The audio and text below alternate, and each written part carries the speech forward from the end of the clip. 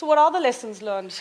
Has INZ learned any lessons? How is this going to be avoided rather than it's going to happen and this is what we're going to do when it happens? How can we actually avoid this? Because this is a huge blow to the New Zealand brand.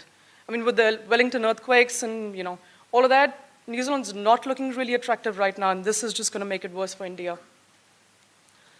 There are many providers that are under the NZQA's radar currently. Now, is INZ working really closely with them to try and avoid this to happen?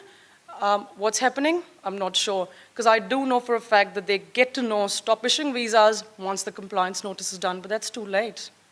We need to try and find a way. So again, it's a question for INZ. NZQ and INZ do need to work together. Because compliance is almost the last step. It's really, really before then that we actually need to try and avoid these students falling into this trap. If they didn't have the visa in the first place, they wouldn't be in the situation that they are today. And how are we going to safeguard these naive students? I mean, there's obviously a lot of stakeholders in this situation. There's agents versus the advisors and the lawyers.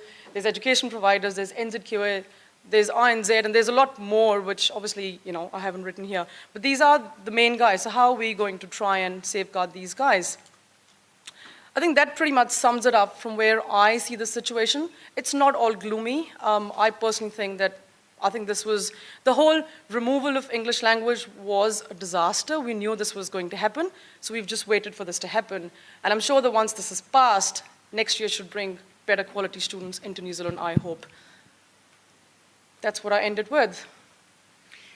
Okay, thank you, Arunima. Just before you leave the podium, because I know you and I have talked about this, but can we just identify, in your mind, how many students do you think currently in New Zealand are sort of facing issues around the English language specifically, who are in trouble because So with the provider?